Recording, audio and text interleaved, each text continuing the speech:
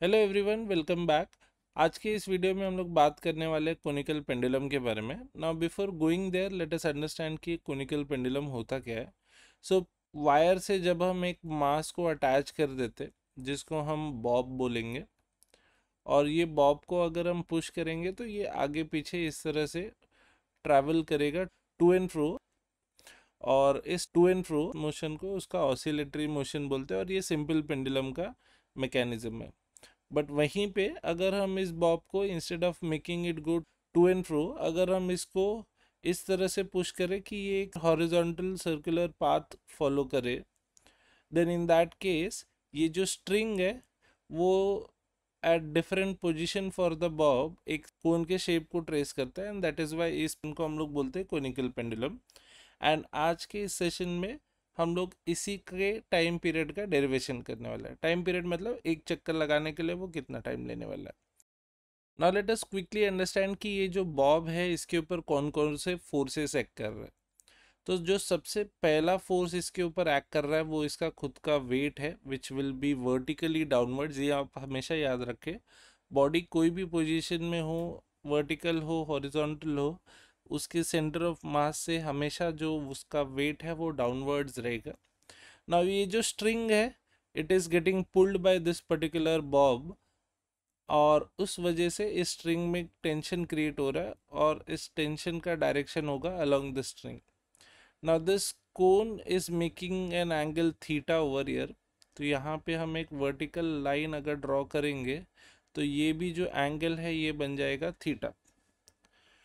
Now ये जो circle यहाँ पे ट्रेस हो रहा है, लेट अस से उसका रेडियस है आर, ये एच हो गया इस पर्टिकुलर कोनिकल पेंडुलम का हाइट, और ये जो स्ट्रिंग है उसका लेंथ यहाँ पे है एल। अब अगर आप देखोगे तो ये एक राइट एंगल ट्राइंगल है, और राइट एंगल ट्राइंगल में थीटा के सामने वाला जो साइड है which is nothing but R, वो बन जाएगा एल साइन थीटा। कहाँ से आया? तो आप साइन थीटा का फॉर्मूला लिखोगे तो अपोजिट अपन हाइपोटेनियस आ जाएगा। So sine theta will be opposite मतलब आर, हाइपोटेनियस मतलब एल। तो एल आप ये बाजू पे लेके गए तो आर क्या हो गया? L sine theta.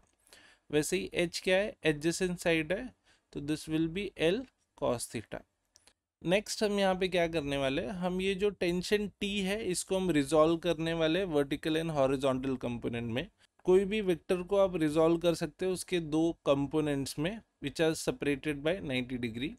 सो ये वाला जो कंपोनेंट होगा ये हो जाएगा टी कॉस थीटा, और ये वाला जो कंपोनेंट होगा जो अलोंग दी रेडियस है टुवर्ड्स दी सेंटर वो हो जाएगा टी साइन थीटा।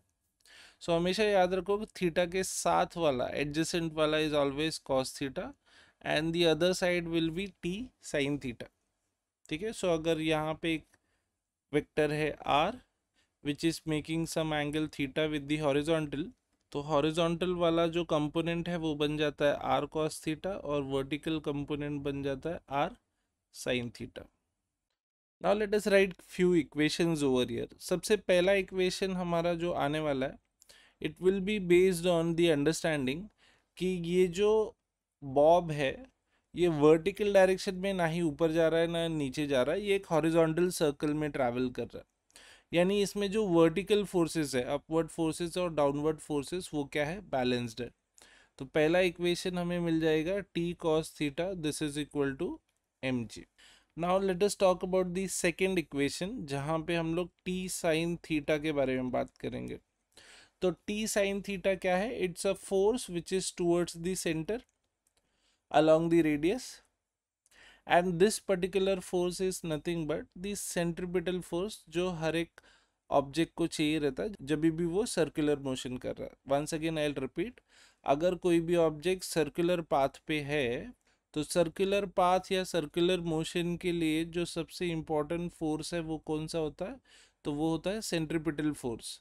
और सेंट्रीपिटल फोर्स क्या है? तो it's a force which is directed towards the centre along the radius.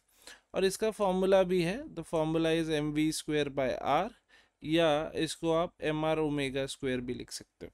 पहले हमने बोल दिया कि वर्टिकल फोर्सेस बैलेंस्ड है, और दूसरा हम बोल रहे हैं कि जो टी साइन थीटा है वो बेसिकली सेंट्रीपिटल फोर्स है सर्कुलर मोशन के लिए जो रिक्वायर्ड है। Now if we take ratio of this t sin theta and t cos theta का, so what we'll get, t sin theta upon t cos theta, this will be nothing but mv square by r by mg.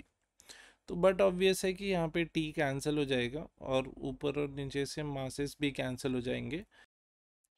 तो यहाँ पे बचा v square by r into g, और sine theta upon cos theta हो जाएगा tan theta.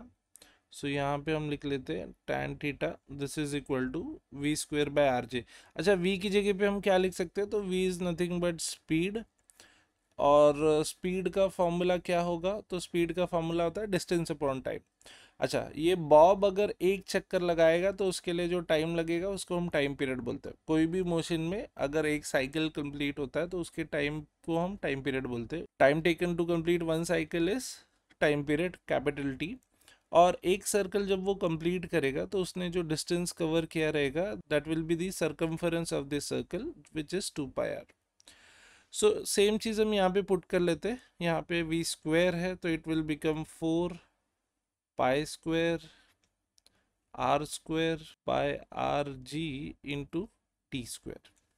अब एक r यहाँ से कैंसिल हो रहा है. वी आर इंटरेस्टेड इन कि t की वैल्यू क्या है, t का फॉर्मूला क्या बनेगा, तो T square will be 4 pi square r by ji tan theta.